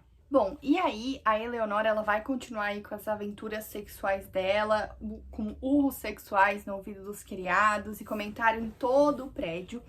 E ela e o Alfredo, eles vão começar a ter ali um atrito. Então, a Eleonora, ela vai começar a reclamar do jeito que o Alfredo se veste, que ela queria que ao menos ele se vestisse chique, que nem antes. E o Alfredo vai falar pra ela que eles não combinam já em mais nada. E aí a Eleonora nem vai ligar quando ele falar isso, e vai falar que a camisa que ele tá usando é nojenta, que ele tá combinando com seus amigos sujos, uma referência aí ao proletário, né, que o Alfredo, ele tem um pouco mais de empatia com essa classe. E a Eleonora vai pedir pra ele, pelo menos, não jantar com aquela roupa do lado dela no hotel. E daí, quando ela fala isso, ela vai falar pra ele, né? Ah, porque no hotel todo mundo comenta e tal. E aí o Alfredo, ele vai começar a ficar muito brabo. Vai falar que tirou ela de uma casa e que pelo menos as pessoas trabalhavam pra viver. E que ela, ali na burguesia, se contaminou. E no final desse capítulo, ele vai falar exatamente assim pra ela. A burguesia mal se defende hoje, pois fique com ela, eu saio. E é nesse momento que o Alfredo vai deixar a burguesia pra se juntar ao proletariado. Bom, a gente vai então pro capítulo 11, que se chama Habitação Coletiva. Esse capítulo a gente vai lá para outra classe, a gente vai lá no proletariado, ela vai ser ambientada no cortiço lá, que é onde mora a Otávia, a Rosinha, a Matilde, enfim. A cena vai ser ambientada com muito sabão e roupas estendidas, as pessoas vão estar com a mão esfolada de tanto esfregar a roupa e tal. Uma das mulheres que estiver ali, ela vai estar com um filho, e aí ela vai começar a falar que gente pobre não devia ter filho, que se ela ficar tratando do filho dela, como é que ela vai arranjar emprego? E vai falar que ela vai, inclusive, ter que deixar o filho dela para ninar filho dos ricos. Então, aí, mais um retrato da situação em que eles vivem. Então, no meio dessa conversa, essas pessoas vão começar a falar de sedução e tal, vão começar a falar de sexo. E aí vai surgir uma frase bem interessante que é: as crianças têm mesmo que saber, dormimos todos no mesmo quarto, temos que fazer tudo na frente deles. Os ricos é que podem ter vergonha porque dormem em quartos separados. Então, é tão precária a moradia deles que eles têm que dividir quarto com as crianças, que eles têm que fazer as necessidades carnais na frente das crianças. E aí a Otávia vai chegar, vai perguntar sobre a Matilde. As pessoas que estiverem ali conversando vão falar que a Matilde vai bem, que não viu mais a amiga dela rica por lá e que a Matilde tá trabalhando nas meias. E aí vão começar a falar de levar a Matilde pra reunião do sindicato. Bom, e aí, continuando aí nessa temática de sexo, vai falar pra gente, em outro recorte, que a casa 12 do cortiço é o tabu, que as mães proíbem as filhas de ir lá, porque lá mora a dona Catita. E nessa casa entram muitos homens e que quando ela sai de casa as pessoas chegam a fechar a cara pra ela e que a criada dela, que é a Yaya, ela lava os lençóis manchados. Então dá a entender que essa mulher, ela recebe muitos homens lá e os lençóis manchados são por causa de relações sexuais. Bom, e aí, em outro recorte, as crianças vão estar conversando, vão ser meninas, elas vão estar sussurrando algumas coisas como se fosse proibido, elas vão estar perguntando se as outras já menstruaram, já são moças e tal. Então, mais uma vez, tratando aí desse tabu. Um menino vai tentar ouvir a conversa delas, elas vão espantar, falando que é só pra garotas. E aí, essas crianças vão começar a falar sobre sexo. Vão falar que já viu, uma vai falar que já viu a mãe fazendo, a outra vai falar que tem mulher que faz com mulher. Enfim, as crianças vão ficar ali falando disso. E as mulheres mais velhas também vão estar conversando. E uma delas vai começar a se gabar da filha dela, que é a Ambrosina. Vai começar a falar que a filha dela tá indo muito bem, que ela tá trabalhando como datilógrafa para um doutor. E vai falar que no próximo mês elas vão sair ali daquele buraco e ir para uma casa decente. Falar que a filha dela, inclusive, ganha mais que o pai. A Ambrosina, a filha dela, vai chegar no carro de luxo aí do patrão e vai entrar na casa da mãe. E aí, nesse momento que elas entrarem, as mulheres vão ficar ali fofocando, dando a entender que, na verdade, a Ambrosina não trabalha como datilógrafa, ela trabalha como outra coisa, né? Ela acaba aí se prostituindo para ganhar dinheiro. Elas dão a entender isso, né? Não fica claro. Bom, e aí, em outra cena, metade do cortiço vai sair para trabalhar na fábrica. Eles vão estar falando que no outro dia ninguém vai trabalhar, que eles vão fazer greve, que estão roubando o pão da boca deles, que abaixaram ainda mais os salários.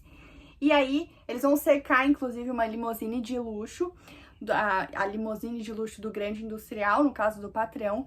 E aí vai aparecer uma frase bem interessante que é: essa gasolina é o nosso sangue. Então, eles vão começar a se revoltar. Bom, e aí vai ter outro recorte, né? Vocês estão percebendo que tem vários recortes no livro, né? São várias cenas que elas vão gradualmente contando pra gente a história, mas nem sempre elas parecem, assim, sequenciais. Mas, enfim. No Teatro Colombo, a pequena burguesia que ainda tem dinheiro vai no cinema. Enquanto isso, na rua, a massa, né? O proletariado vai estar protestando, e aí vai falar que é uma bandeira, que estão com uma bandeira vermelha, com foice e martelo, com cartazes que incitam a revolta, cartazes escrito Brás acorda e tal. E aí a Otávia vai se pronunciar, e ela vai falar algumas coisas bem interessantes no discurso dela. Ela vai falar: temos que lutar juntos contra a burguesia, que tira a nossa saúde e nos transforma em trapos humanos. Tiram do nosso seio a última gota de leite para viver no champanhe e no parasitismo. Estamos com pagamento atrasado, enquanto nossos patrões nada fazem e mandam a polícia nos atacar. Se nós mesmos não defendemos nossas reivindicações, quem correrá em nosso auxílio? Contra a burguesia e seus lacaios armados. E aí eles vão partir para a briga. A multidão torna-se consciente no atropelo e no sangue. Essa é a frase que fecha esse capítulo, em que o Brás vai acordar. Bom, então a gente vai pro capítulo 12, que chama Brás do Mundo. Nesse capítulo a gente vai ver as consequências dessa revolta que teve no capítulo anterior. Vai começar na delegacia esse capítulo, o Pepe vai estar lá e ele vai falar por dinheiro pros policiais que quem começou foi a Rosinha Lituana. Ele vai pegar o dinheiro e ir embora, ele vai embora imerso em contradição.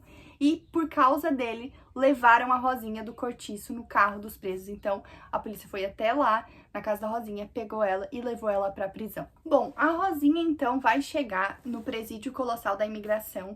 E ela teve ali, anos antes, quando ela chegou da Lituânia com a família dela, que eles vieram fugindo da guerra. E o livro vai começar a contar pra gente da família dela. Vai falar que quando eles chegaram, eles ficaram num casarão com muitos outros imigrantes. Depois eles foram endereçados como escravos para a fazenda feudal, que os escravizava ao pé do café. E aí vai falar que nessa fazenda aí feudal que escravizava eles, até criança apanhava. Dessa fazenda, a Rosinha fugiu junto com a mãe dela, o pai dela ficou lá e foi a última vez que ela viu o pai. Ela e a mãe dela foram pro Brás, elas ficaram morando em um porão, a mãe dela morreu e a Rosinha Lituana começou a trabalhar em uma fábrica só com 12 anos. E aí, nesse momento, a gente vai entender a origem da Rosinha e vai entender de onde vem essa revolta dela contra os exploradores assassinos. E aí, com toda essa revolta, ela foi ao sindicato, compreendeu a luta de classes e daí por isso que ela tem essa posição. Ela vai dormir lá no presídio, vai acordar com a claridade e vai começar a ouvir uma conversa dos guardas. E aí essa conversa ela é bem interessante. Os guardas vão estar falando que é época de economia, e aí um outro guarda vai falar que tá lá porque ele não achou outro trabalho. E outro vai falar que tá servindo a pátria. Aí vai aparecer essa frase que é: pátria, que tapiação, quem tem patrimônio não tem pátria. E aí outro vai falar: defender o quê? A propriedade dos ricos? Os ricos que estamos defendendo enjoam da nossa presença. E aí eles vão finalizar com: pobre não tem pátria. Então aí mais um grande reflexo da disparidade de classes. Bom, esse capítulo vai fechar com o interrogatório da Rosinha. Eles vão comunicar que vão expulsar ela do país por ela ser estrangeira. E aí a Rosinha, ela vai achar muito injusto, porque ela veio muito nova pro Brasil, ela só conhece o Brasil, ela só deu o trabalho dela pros ricos do Brasil. E aí ela vai começar a pensar pra onde ela iria, ela vai deixar o Brás, pra onde ela vai. E aí ela vai ter uma reflexão que eu entendi com ela vendo o Brás como resistência. E aí tem uma frase que é: se em todos os países do mundo capitalista ameaçado há um Brás, e aí vai falar Brás do Brasil, Brás do mundo. Então, em todo lugar, em todo país, em todo lugar capitalista que tem um Brás, tem um lugar dessas pessoas vulneráveis, dessas pessoas proletárias, dessas pessoas que sofrem, que são sugadas pelo capitalismo, que é um lugar de onde, vem resistência, de onde se cria resistência. Bom, o próximo capítulo, que é o capítulo 13, ele se chama Em que se fala de Rosa de Luxemburgo. Nesse capítulo, a Otávia ela vai sair da colônia de presos políticos quase tísica, essa é a palavra que o livro vai usar. Esse termo tísica, ele era usado antigamente para se referir às pessoas que tinham tuberculose, porque ele significa tipo a pessoa definhando, assim, a pessoa assim, num estado deplorável e tal. Então, ela ficou 6 meses lá, presa. A Otávia, ela vai estar no ônibus noturno, voltando pra casa. E vai falar pra gente, o livro, que a preocupação da luta social já invadiu o canto popular. E aí, nesse momento em que ela estiver ali no ônibus, indo embora e tal, ela vai começar a ler um jornal depois de muito tempo sem ler. E aí é bem interessante, porque o jornal vai mostrar pra gente o retrato da época, o retrato histórico da época. Então, no jornal, ela vai ler que muita gente caiu na rua de fome, que teve champanhe a rodo no municipal dos ricos. E aí, nesse momento que ela vai ler, vai mostrar muito, a diferença de classe escancarada. Enquanto tem gente pobre morrendo de fome, os ricos estão se esbanjando, no champanhe. Inclusive, tem uma notícia nessa hora no jornal de uma mulher morta de fome que matou os filhos. Então, a gente vai ver bem escancarado isso. Bom, e aí vai ter uma frase do jornal que vai ser: um retrato cavalar fascista, o Brasil precisa de ordem. Então, traz aí um contexto do Brasil que tá na era Vargas, ainda não era o Estado Novo, a ditadura do Vargas, mas já estava caminhando para essa repressão. Vai falar também as notícias do mundo, então vai falar que tem greve na Espanha. A Espanha teve uma revolução em 34, então eu acredito que eles falando dessa greve, eles estão querendo se referir a isso, porque o livro foi escrito em 32, então deve ser por isso. E no final de uma página vai ter a notícia sobre a construção do socialismo na União Soviética. Então aí, nessa parte, a gente vai ter um retrato histórico bem interessante da ambientação do livro na linha do tempo da nossa história. Bom, a Otávia, então, vai para a reunião do sindicato, ela vai ver que o número de pessoas interessadas na luta de classes cresceu. Vão falar para ela que algumas pessoas do sindicato foram expulsas, outras pessoas entraram, e aí vão falar que o Alfredo deixou a burguesia de vez, que ele se proletarizou, e o Alfredo vai falar que ele deixou 2 vacas, a Eleonora e a burguesia. A Otávia, ela vai desconfiar mesmo que o Alfredo tenha perdido de vez aí o gosto pelo luxo. E aí a Otávia vai voltar lá pro quarto que ela alugou, né? Vai embora da reunião. O Alfredo vai seguir ela, vai atrás dela e ele vai falar assim: ai, tu nunca vai acreditar em mim, né? E ela vai falar: um dia acreditarei. Então ele vai se fazer meio de pick-me assim pra ela nessa parte. Bom, e aí em outra cena, a Otávia vai estar voltando do serviço que ela arranjou, que é em uma padaria. Ela vai estar vagando pelas ruas na esperança de achar alguma amiga dela do antigo serviço da fábrica. E aí nesse momento ela vai começar a olhar ali aquele local do proletário e tal, e vai ver que nada mudou. Aí vai descrevendo os lugares, né? Vai descrevendo a rua que ela vai percorrendo, falando que tá tudo igual, por exemplo, a barraquinha em que ela comprava bananas e tal. Ela vai esbarrar no Alexandre, e essa é a primeira vez que o Alexandre aparece no livro. Vai falar que o Alexandre é um companheiro que ela conheceu numa reunião sindical. O Alexandre vai estar conversando com mais 2 pessoas. E aí, a Otávia, o Alexandre e essas 2 pessoas vão se dirigir para um boteco que vai estar cheio de trabalhadores. Bom, lá na mesa, no boteco, eles vão começar a falar sobre a Revolução dos Trabalhadores.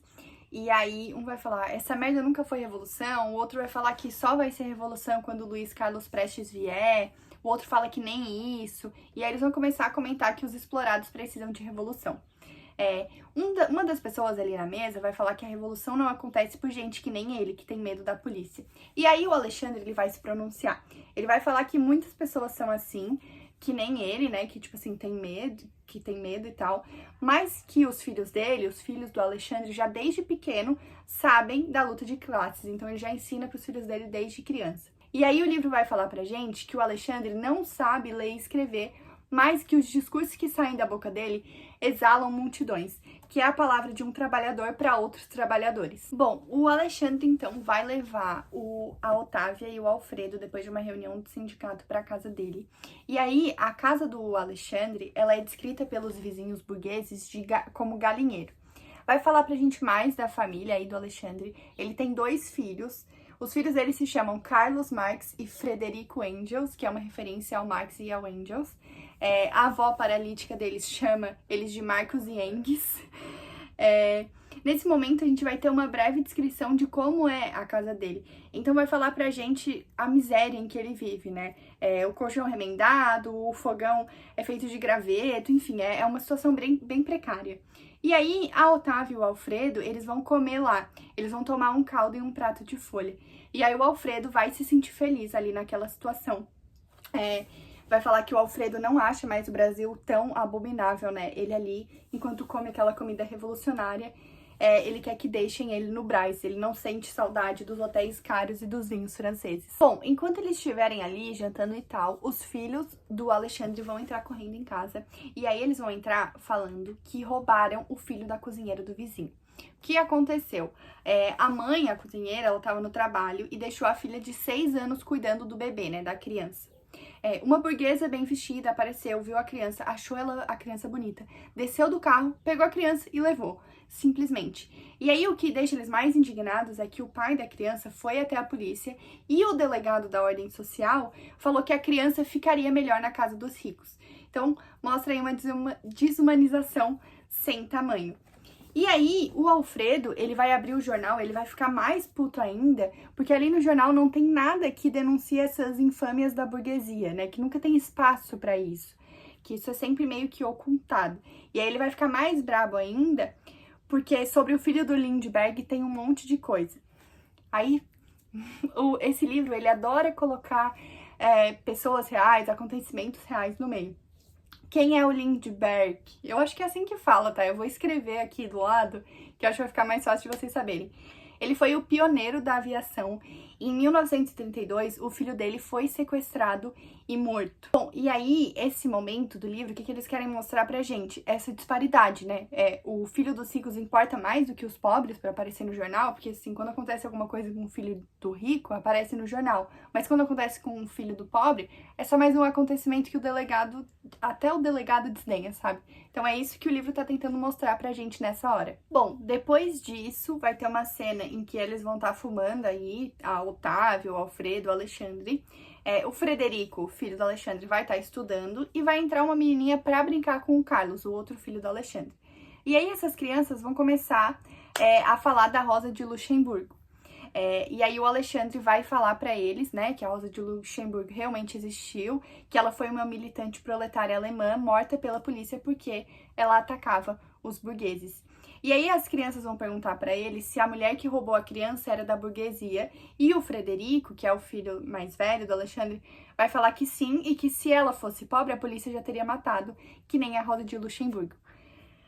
A Otávia vai explicar, então, que a burguesia ela é igual em todo lugar, que ela manda a polícia matar os operários. E aí, no final do capítulo, o Alexandre vai falar uma frase interessante que é: matam os operários, mas o proletariado não morre. E aí, assim, nessa hora, mais uma vez, o livro vai estar trazendo pra gente uma pessoa real, porque a Rosa de Luxemburgo, ela realmente existiu. Então, se tu quiser saber mais dela, eu recomendo tu dar uma pesquisadinha aí, porque ela existiu de verdade. O próximo capítulo se chama Proletarização. É o capítulo número 14. Então, a gente tá quase aí, estamos nos encaminhando pro final do livro. Nesse capítulo, a gente vai ter uma carta da Matilde para Otávia.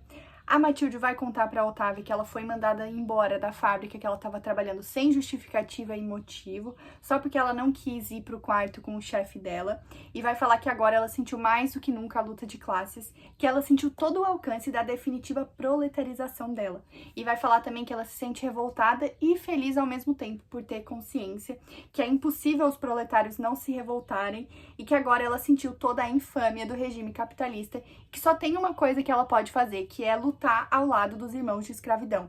E aí ela vai avisar nessa carta que ela vai deixar Campinas depois de amanhã e vai procurar a Otávia no dia que ela chegar. Bom, e aí a Otávia, quando lê essa carta, ela vai ficar muito feliz, ela não vai conseguir nem continuar o que ela tá fazendo. E daí o livro vai começar a falar pra gente que a luta tá avançando, que no setor brasileiro o combate tá se aguçando, tá se engrandecendo. A Otávia vai começar a pensar na integração de tanta gente, o Alfredo, que antes era burguês, a Matilde, que antes ela tinha ela hesitava tanto, né, em entrar pra luta de fato. Ela vai pensar que ninguém mais pode se desinteressar, ninguém mais tem esse direito, né, que é a luta entre duas classes irreconciliáveis, que enquanto a burguesia se estralhaça, o proletariado ascende, e que a burguesia vai perdendo o próprio sentido.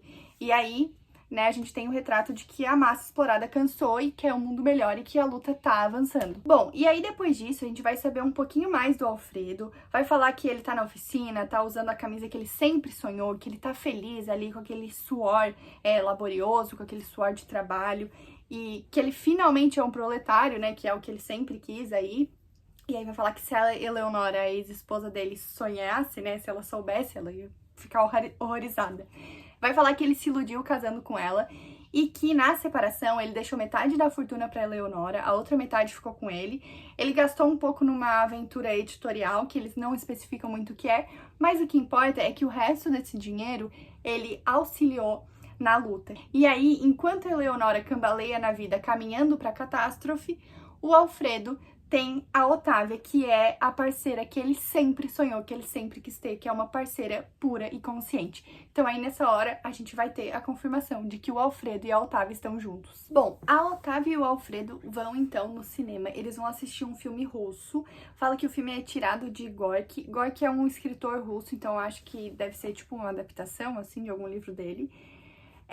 Durante o filme, a Otávia vai super se emocionar, vai se conectar com a obra e tal. Só que o livro vai falar pra gente que muitas pessoas não vão esperar o final do filme e que, inclusive, vai ter um grupo de meninas que vão sair reclamando do valor do ingresso pra um filme que nem romance tem. E aí, nesse momento do livro, vai começar uma reflexão sobre os inconscientes que o proletário carrega.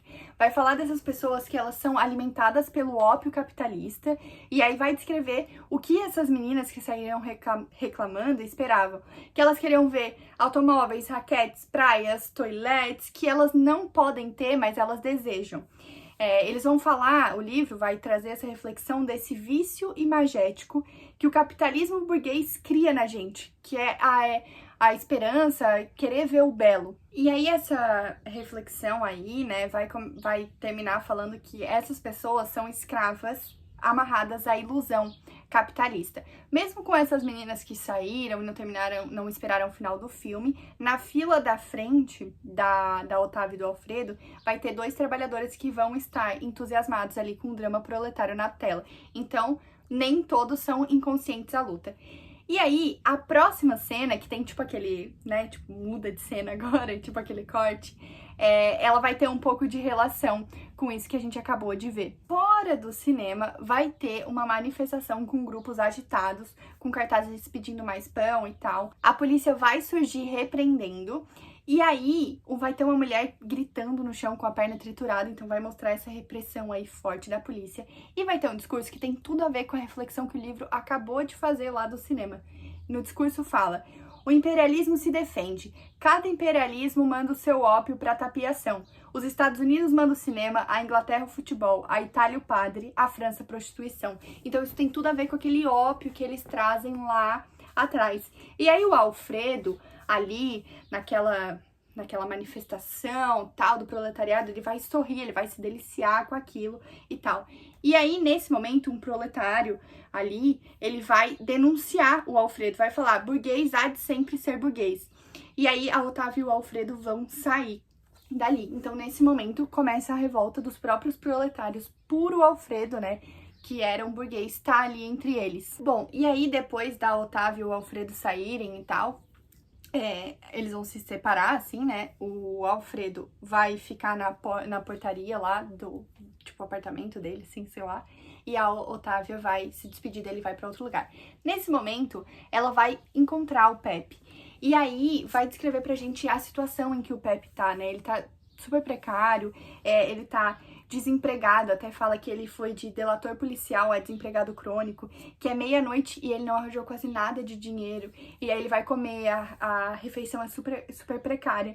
Então essa parte do livro, ela coloca a gente a par de como o Pepe tá, aquele que delatou a Rosinha lá atrás. Bom, e aí em outra cena, a Otávia, ela vai perceber que ela gosta do Alfredo, não só como companheiro ideal, né, de luta e tal, mas amorosamente. E o Alfredo vai perguntar se ela quer ser companheira dele. Ela vai falar que sim, eles vão se beijar, fazer coisas mais. E aí o livro vai falar pra gente que desde esse dia eles dormem juntos no quarto do proletário. Bom, e aí a próxima cena, que é a cena final desse capítulo, ela vai fazer um contraponto com essa cena que mostra, né, o Alfredo e a Otávia ficando juntos. Vai ser uma reunião em que os proletários vão estar expondo o Alfredo, vão estar falando que ele quer fazer cisão na massa, que ele é uma farsa, que ele é um perigo. Eles vão apresentar provas. E aí, isso tudo que eles estão fazendo é porque o Alfredo é trotskista e o movimento do sindicato é leninista. Então, eles vão entrar em desacordo por causa dessas frentes ideológicas, assim. A Otávia, ela vai estar presente na reunião e todo mundo ali do comitê secreto vai ficar esperando uma palavra dela, vai ficar esperando ela falar o que ela acha. E aí a Otávia vai falar que ele é companheiro dela, mas que se ele for um traidor, ela vai deixar ele. E aí ela vai propor, inclusive, que expulsem ele do sindicato. E aí, nesse momento, fica muito claro pra gente que pra Otávia, a luta, ela tá acima de tudo, até mesmo de relacionamento amoroso. Bom, e aí a gente vai pro capítulo 15, que se chama O Comício no Largo da Concórdia. Esse capítulo, ele é mais curtinho. Vai começar com os soldados indo em um comício com ordens de pisotear o proletariado. Um desses soldados vai hesitar, porque a mulher dele é operária e a mulher dele tá lá no meio, e aí vai falar, inclusive, uma frase que é: vê quem vamos pisar, são nossas mulheres, nossos filhos, nossos irmãos. Esses soldados vão recuar, só que lá no meio da multidão, os investigadores policiais, eles vão estar infiltrados ali, penetrando, invisíveis. E aí vai falar que eles se aproximam do gigante negro, que é quem tá incitando a luta. E aí vai ter uma correria, uma gritaria, e o corpo do gigante vai cair ao lado da bandeira. Quando o corpo cair, ele vai gritar alguma coisa que ninguém ouve, só que todo mundo entende, que é preciso continuar a luta, que caia quem cair, morra quem morrer, eles têm que continuar. E aí a multidão vai tomar conta da praça. Nesse momento, o Carlos Marx, ele vai correndo até o galinheiro e ele vai falar pra avó dele paralítica. Fizeram no papai, que nem na Rosa de Luxemburgo. E aí, nesse momento, o Alexandre, ele foi assassinado, né? O Alexandre foi aquele gigante negro que estava incitando a revolta, que foi assassinado. Então, a gente vai pro último capítulo, que se chama Reserva Industrial. Ele vai começar com uma frase do Marx de O Capital. A frase é a seguinte, tá? Sem falar dos vagabundos, dos criminosos e das prostitutas, isto é, do verdadeiro proletariado miserando. E aí, nesse capítulo, a gente vai ter a reaparição da Corina. A Corina, ela vai estar observando algumas lavadeiras, né, e aí a cena vai contextualizar pra gente e ambientar essa cena de mulheres em meio de sabão e tal. Vai falar pra gente, o livro, que a Corina nunca mais trabalhou, que quando ela tá com fome, ela simplesmente abre a perna pros machos, então ela nunca mais conseguiu sair dessa situação de prostituição. Depois que ela saiu da cadeia, ela quis ter uma nova vida, ela procurou emprego de criada, só que ela sempre foi repelida em todos os lugares que ela tentou. E aí ela se entregou de novo à prostituição. Bom, a Corina, ela vai entrar num restaurante. Quando ela entrar num restaurante, o garçom vai perguntar se ela deseja alguma coisa. Ela vai falar que ela tá esperando um homem. E aí ela, inclusive, nesse momento, vai chamar o garçom pelo nome, vai chamar ele de Paco, né? Ela já conhece o garçom. Ela não tá esperando o homem, ela tá esperando um sanduíche, ela já consegue sentir o gostinho ali, ela tá morta de fome. O garçom vai passar umas 4 vezes pela mesa dela, né, e vai falar, a senhora espera todo dia e ele não vem. E aí ela vai se levantar, vai falar que volta no outro dia e que se o homem aparecer é um de bigode, parece brasileiro, mas é português. E aí o garçom vai perguntar se ela quer uma bebida, que ele paga, e a Corina vai aceitar, porque ela tá com frio, e vai falar que um pão iria bem também. E aí, nesse momento, as pernas dela vão chamar a atenção do italiano, que é o garçom, né? E aí vai falar pra gente que a Corina antiga e bonita agora está em trapos, mas que as pernas permaneceram bronzeadas e torneadas. Então aí uma referência de que ela ficou acabada por toda a situação que ela teve, né, de prostituição e cadeia e tal, mas que as pernas dela continuam bronzeadas e torneadas. Bom, pulando essa cena, vai ter uma descrição do Tietê, das balsas andando, embarcadas e tal, e aí nesse momento a Corina vai estar tendo relações sexuais com o garçom, com o tal do Paco. E aí ela vai perguntar pra ele, né, tipo assim, você não me dá nada? E aí ele vai falar, e a broa, salame e pinga, pensa que teu pito vale mais? Então ela vai mostrar aí que ela teve relação com ele pensando em algo a mais, e ele acha que o que ele deu antes lá no restaurante pra ela já foi o suficiente. A noite vai cair, a Corina vai estar com o estômago roncando, e aí ela vai começar a vagar aí na rua em busca de alguém, né, de alguém pra ela se prostituir e ganhar um dinheiro pra poder comer. Ela vai ir até a igreja do Brás. Quando ela for na igreja, ela vai entrar, vai sentar num banco pra descansar. E ali ela vai ficar olhando todo aquele luxo da igreja, vai pensar em todo o dinheiro gasto ali, em quantos dias ela poderia comer com aquele dinheiro que foi gasto ali no luxo daquela igreja. E aí ela vai começar a refletir que anos atrás, em um carnaval, ela estava ali naquela mesma igreja, vestida de Madalena, quando a mãe dela ainda era jovem e ganhava muito dinheiro. Os pensamentos da Corina vão ser interrompidos por um padre que vai falar que ela não pode sentar ali porque é reservado. Então, essa parte faz uma crítica aí à igreja. Na porta da igreja, a Corina vai ver uma criança, filha de um mendigo, parece ter tipo assim uns 13 anos, vendendo caixa de fósforo, então mais aí um aspecto da miséria. Então, a Corina vai sair andando, e quando ela passar em um café, ela vai ouvir uma voz conhecida gritando. E aí vai ter o encontro dela com o Pepe. Aquele Pepe que delatou a Rosinha Lituana, aquele Pepe que a Otávia encontrou e ele tava deplorável e tal.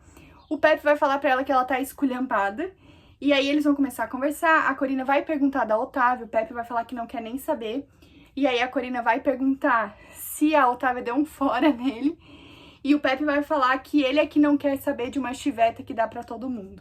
E aí, o livro vai finalizar com a seguinte frase: os dois, agarrados, vítimas da mesma inconsciência, atirados à mesma margem das combinações capitalistas, levam pipocas salgadas para a mesma cama. Então o livro finaliza aí com os trabalhadores que permaneceram inconscientes até o final da obra. Esse foi o livro, gente. Esse é Parque Industrial, um livro que traz muitas reflexões, que faz muitas críticas, principalmente para diferença de classes, fala principalmente da questão do proletariado. É legal a gente pensar o que a UFSC quer que a gente pense com isso aqui, né? Porque em uma época que os direitos trabalhistas estão sendo tão questionados, que tá tendo aí a uberização do trabalho e tal, esses aplicativos que têm empregos não regulamentados por leis, então a dona UFSC, ela quer que a gente faça essas ligações, né? O que esse livro traz pra gente de reflexão com o que a gente tá vivendo agora. Tem um livro que fala sobre o proletariado antes de conquistar direitos trabalhistas tão importantes que a gente tem hoje, que estão sendo questionados. Ler esse livro e pensar nos dias de hoje é bem interessante. E esse foi o vídeo, gente. Esse foi o resumo de Parque Industrial. Teremos mais aí Singradura e Tropicália. Pode ficar ligado aqui no canal, vai sair antes da prova, pode ficar tranquilo. Eu desejo pra ti uma boa prova, boa sorte, vai com calma. Ano que vem a gente vai estar, tudo lá no RU, na BU, vamos estar tudo lá na UFSC, lindos, fofos, juntos, queridos. E é isso, gente. Se inscreve no meu canal, deixa o like, me conta nos comentários se esse vídeo te ajudou, porque eu gosto muito de saber. Se vocês quiserem falar comigo sobre qualquer coisa, podem me chamar, podem falar comigo lá no Instagram. Aproveita e me segue lá no Instagram, que eu tô sempre por lá. E é isso, gente. Um beijo!